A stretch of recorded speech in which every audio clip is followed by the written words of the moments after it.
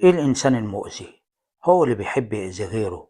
هو شخص غالبا بيكون جواه نقص أو جرح مش قادر يتعامل معاه، فبيطلعه على الناس اللي حواليه.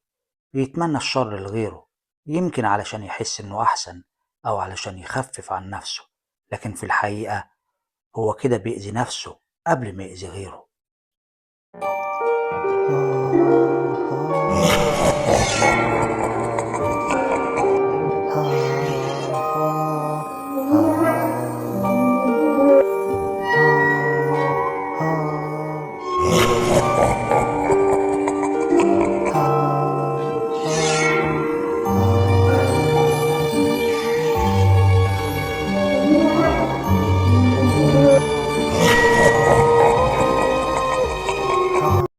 السلام عليكم، يا رب تكونوا بخير.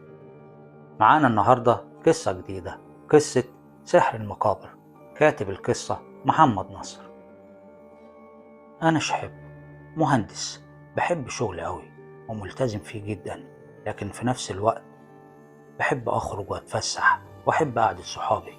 حكايتي بدأت من يوم أبو عاطف زميلي اللي في الشغل توفى، وطبعا أنا وزمايلي في اليوم ده استأذنا علشان نكون موجودين كلنا مع الباشمهندس عاطف.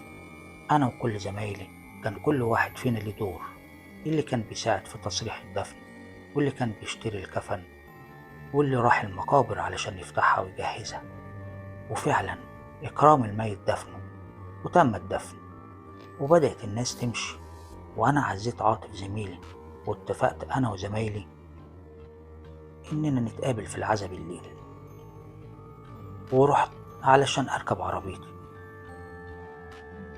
لما قربت من العربية شفت على ظهرها كلب أسود كبير قاعد فوق العربية، لكن لما قربت أكتر وأكتر عرفت إن ده مش كلب، ده قط أسود كبير، لكن الحجم ده استحالة يكون قط.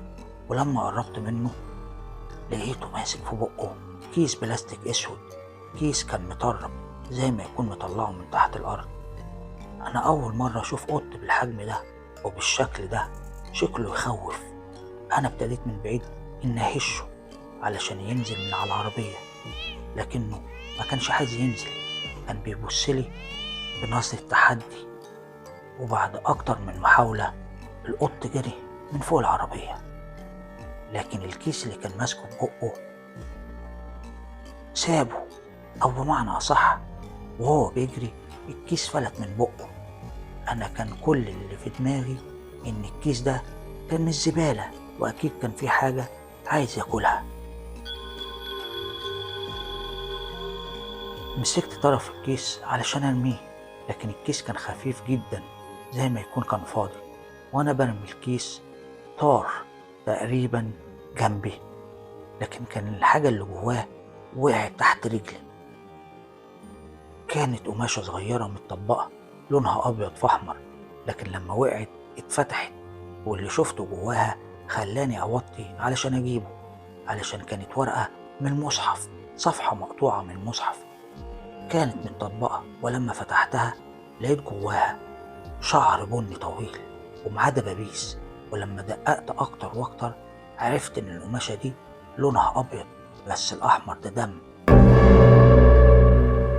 وفي اللحظة دي أنا اتأكدت إن ده عمل أو سحر.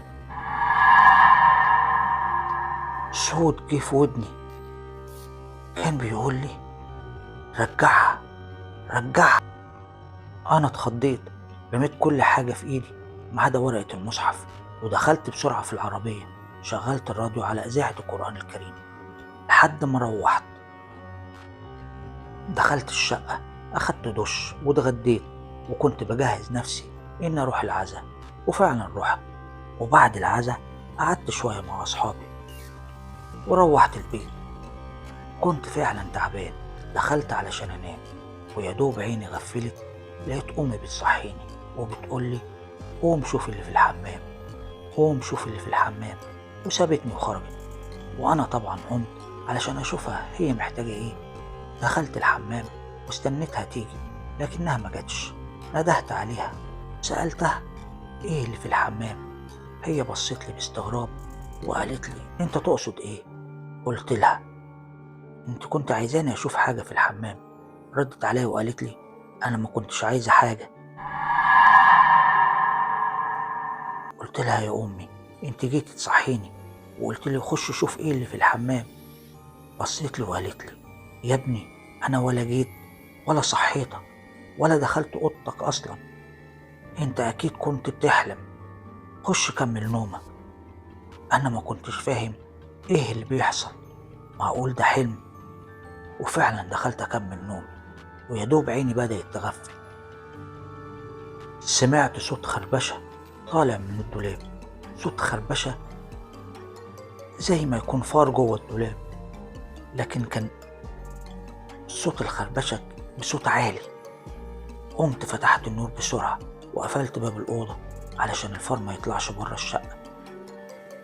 وقفت قدام باب الدولاب وفتحت الباب، والصدمة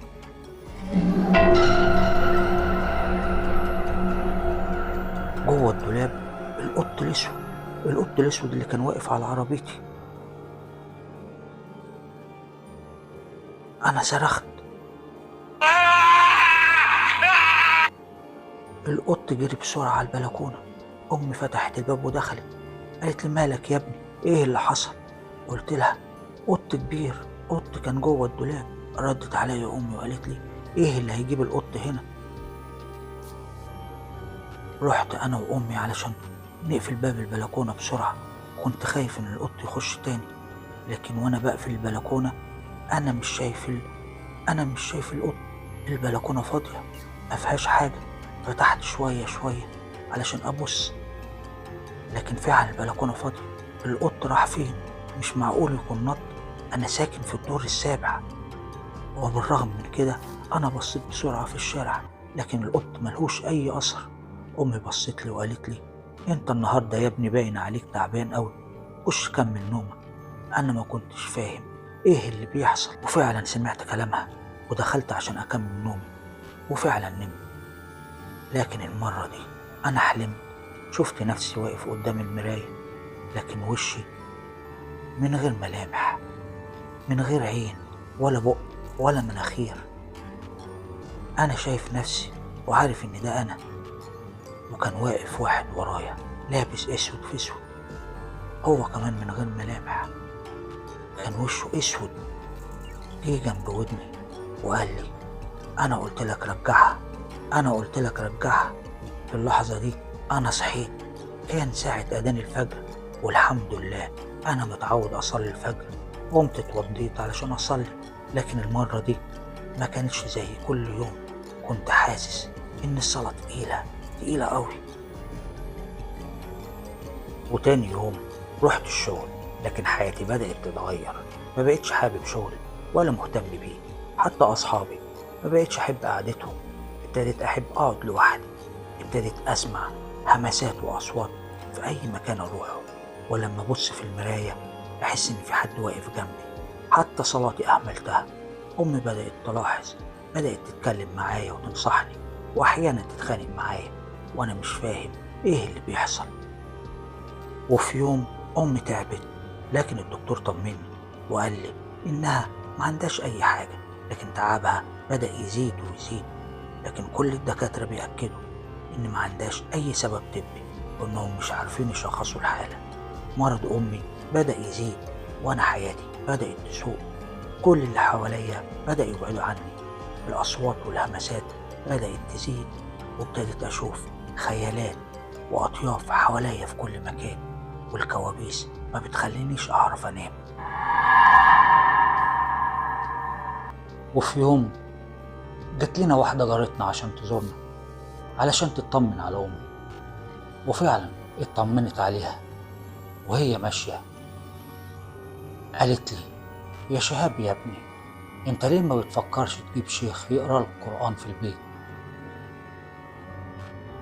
وادتني رقم شيخ اسمه الشيخ رضوان. قالت لي اتصل عليه، يمكن يا ابني يبقى على ايده الفرج. وفعلا انا اتصلت بالشيخ رضوان وطلبت منه ان هو يجي يقرأ لنا قرآن في البيت. والشيخ رضوان جه وقرأ القرآن. ولما خلص وعدني اللي هو هيجي تاني يقرأ تاني قرآن. لكن بعد ما مشي حصلت حاجة غريبة أوي. أنا دخلت المطبخ لقيت على ترابيزة المطبخ دبابيس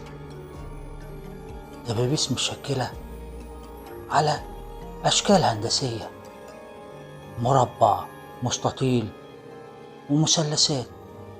الدبابيس دي كانت هي نفس الدبابيس اللي كنت لقيتها وأنا في المقابر.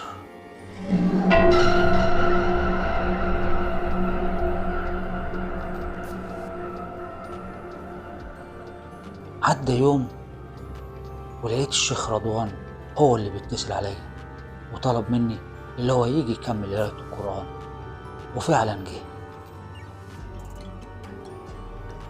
وقبل ما يقرأ القرآن قال لي: يا ابني أنا عايز أسألك على حاجة.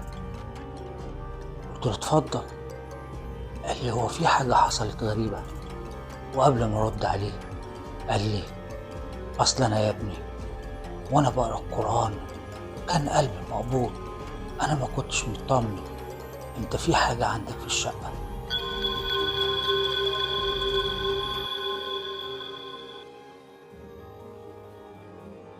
وطلب مني إن أنا أحكي له كل حاجة.